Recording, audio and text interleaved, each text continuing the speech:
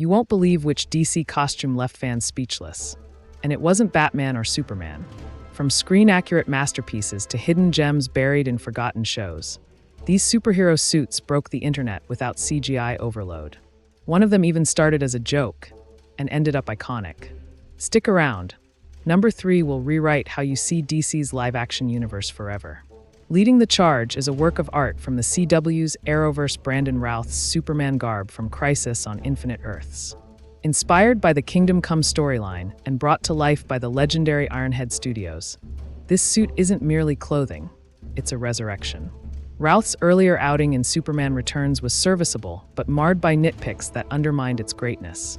An insipid maroon instead of vibrant red, an insignia reduced to the size of a postage stamp, and a needless second emblem on the belt buckle. Even the cape, sacred to Superman's silhouette, was underwhelmingly plain. In contrast, the Kingdom Come suit is pure poetry. A gleaming, regal blue serves as the canvas for an expansive chest emblem rendered with reverence. The reds are bold, uncompromising. The suit's texture whispers quality without shouting over the character, and the traditional trunks return with dignity. It doesn't just mimic Alex Ross's illustrations, it channels them, breathing life into static panels. Ironhead Studios, masters of the craft, made sure of it. Their fingerprints are all over cinematic history, crafting Spider-Man's suit for The Amazing Spider-Man 2, sculpting Batman's armor for Batman v Superman: Dawn of Justice, and designing Chalais's first Black Panther suit. No surprise, then, that their work for Routh's Superman glows with such grandeur. There were even whispers, faint but tantalizing, that this iteration of Superman might return in his own series, as mused by Arrow executive producer Mark Guggenheim. And even though those dreams are still locked away, Routh's Superman remains a glorious testament to what could have been. As for the broader DCU, say what you will about its stumbles, the costumes were never the problem. If anything, they were often the crown jewels of otherwise divisive films. Take Ben Affleck's Batman in Batman v Superman. This was not just a reinvention, it was a revelation. Gone was the all-black armored knight. In his place stood a gray and black-clad Titan, ripped straight from the grim panels of Frank Miller's The Dark Knight Returns. Affleck's Batman exuded menace and strength, his presence magnified by a suit that married cloth and armor in perfect balance. Early concept art played with the texture of the suit, seeking the ideal blend of tactical and mythic. And they found it, the mech suit for his clash with Superman. A faithful love letter to the comics, towering, mechanical, menacing. But the brilliance didn't stop there. Look closely, and you'll see the scars of Gotham's streets etched into the suit, scratches, bullet punctures, frayed edges on the cape. This wasn't a pristine Dark Knight. This was a battle-worn veteran, a weary guardian. A small detail, but one that screamed authenticity. And who could forget Aquaman? Once a joke among superheroes, James Wan's cinematic vision reimagined Arthur Curry as a king.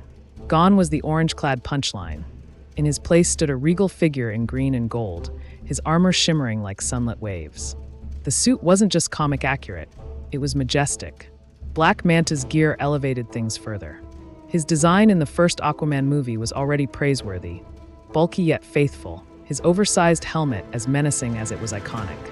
But Aquaman and the Lost Kingdom refined perfection, giving Manta a sleeker, sharper silhouette without sacrificing his comic book roots. Every gleaming surface, every textured plate, felt crafted with precision. Ocean Master, too, defied expectations. What could have been a disaster, a silver-haired man in purple battle armor, became a visual feast. Wan's team achieved a rare feat, taking the grandiosity of comic book art and translating it flawlessly to film. From Atlantean battle armor to the bioluminescent horrors of the trench creatures, the world-building dazzled. Even Black Adam, a film otherwise stranded in mediocrity, gave us something to cheer about. A costume design that was both faithful and forward-thinking. Dwayne Johnson's ensemble was a tapestry of ancient mysticism and modern aesthetics, adorned with cryptic Kandaki script woven into the fabric itself. Early versions of the suit padded Johnson's physique, but he famously rejected this, demanding a design that showcased his own painstakingly built frame. The final result was leaner, more organic, and simply put, better. The final touch? That cape, that colossal, crackling lightning bolt across his chest, blazing gold against the darkened fabric. It was everything a superhero suit should be, an extension of character, a signal of mythic stature. When it came time to reinvent Aquaman for the modern screen, the creative team didn't simply pluck a single look from the archives. Instead, they wove together threads from across decades of comic history, adding their own cinematic flair to craft a costume that shimmered with both nostalgia and innovation. The final result? A dazzling ensemble that felt as timeless as the ocean itself, elevated beyond mere homage into something legendary. Yet, it wasn't just Arthur Curry who commanded attention. Black Adam brought an unexpected jewel in the form of Dr. Fate. From the moment Pierce Brosnan stepped into the ethereal robes of Kent Nelson, it was clear that a certain alchemy had been achieved. An actor born for the role, cloaked in a costume that radiated gravitas. The design for Fate's mystical armor, intricate yet majestic, honored the classic while embracing modernity. The depiction of his powers, the swirling, spectral illusions and golden tendrils of magic, felt like a living tapestry pulled directly from the sacred pages of comic lore. It remains one of the greatest missed opportunities that we couldn't see more of Brosnan's Dr. Fate in the broader DC extended universe. Accuracy was the anthem of Black Adam, and it wasn't just limited to Fate. Atom Smasher lumbered into the scene in a suit that looked airlifted straight from the comics, and the villainous Sabbac, demonic and thunderous, could have been mistaken for a still from a glossy comic panel. Cyclone. Well, let's just say her suit was there. It existed, vibrant but not exactly stirring awe. Sometimes being present is the only compliment you can extend. One of the most surprising revelations in recent superhero filmmaking came not from a hulking demigod or a caped crusader, but from Blue Beetle. As early promotional material and set leaks began trickling online, fans braced themselves for yet another over-CGI'd spectacle. What greeted them instead was something rare, a practical suit that was unapologetically loyal to Jamie Reyes' comic book roots. Photos captured on grimy sidewalks and cracked pavement showed a design that gleamed with promise, a suit that didn't just survive the transition from page to real world, it thrived. By the time trailers rolled out, anticipation morphed into awe. On the big screen, the Blue Beetle suit delivered everything fans had hoped for and more, a textured, meticulously detailed armor that felt tactile and functional. It's almost poetic how the humble Smallville version of Blue Beetle, clunky and restricted by the special effects of its era, laid the primitive groundwork for what would become one of the best suit adaptations DC has ever fielded. In a landscape crowded with CGI abominations, Jamie Reyes showed up in handcrafted glory. A victory not just for the character, but for practical effects enthusiasts everywhere. Switching lanes to the world of television, the landscape grows complicated. Titans, you might have heard of it, tried valiantly to bring the DC universe to serialized life. Let's not sugarcoat it, Titans struggled. Narrative woes, pacing issues, character arcs that stumbled rather than soared. But amidst the chaos, one element stood tall, the costumes. Against all odds, Titans carved out a niche as the crown jewel of DC live-action television wardrobe. The suits worn by the show's various incarnations of Robin are nothing short of masterpieces. Private Part Grayson's original Robin outfit, sleek and dangerous, was the kind of battle armor you could genuinely believe was bequeathed to him by a war-hardened Batman.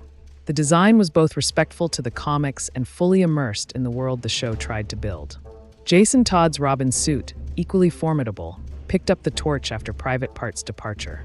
Later, the show introduced Tim Drake's take on the persona, each iteration feeling tailored not just to the actor, but to the legacy of the mantle itself. Private Part's Robin suit had a brilliant little detail. The iconic R emblem doubled as a throwing star, a lethal flourish that fused style with combat readiness. A smart nod to the comics and a clever functional upgrade. The early flashbacks to the original Titans lineup were a parade of incredible looks. Hawk and Dove sported ensembles that could hold their own against any cinematic counterpart. Donna Troy, Amazonian royalty in understated yet regal attire, commanded presence. Even Aqualad, despite his fleeting screen time, looked battle-ready, encased in a suit that proved someone behind the scenes genuinely cared. Later seasons introduced even more iconic figures. Deathstroke's armor gleamed menacingly, a visual translation so faithful it practically bled menace. Ravager followed suit with an aesthetic that was slick without feeling overwrought. Titans even managed to avoid the common pitfalls with Superboy, a tough assignment when simplicity is key. Nightwing, when Private Part Grayson finally donned the mantle, came outfitted in a suit that hit more than it missed. though a touch bulkier than purists might prefer, and perhaps weighed down by its armored sensibility, it still carried the character's essence. Red Hood, too, was a triumph and a misstep all at once. His helmet, unfortunately, verged on comical in size, more bobblehead than ballistic, but the rest of his outfit delivered the rogue, tactical menace fans longed for. These few shining examples don't encompass the entirety of DC's sprawling catalog of live-action adaptations. Not by a long shot, but in the span of a decade littered with misfires and mediocrity, these suits stood as monuments to what's possible when respect for source material meets inventive craftsmanship. They are, simply put, proof that when it comes to superhero costumes, excellence is not just achievable, it's inevitable when passion leads the way. Which of these suits do you believe deserves a place among the greatest of all time? Was there a design you loved that we didn't include? And more importantly, which DC costume still gives you chills every time it appears on screen? Drop your thoughts in the comment section. We want to hear what stood out most to you. And if you enjoyed this deep dive into DC's live-action wardrobe history, don't forget to subscribe for more cinematic analysis, superhero lore, and behind-the-scenes storytelling.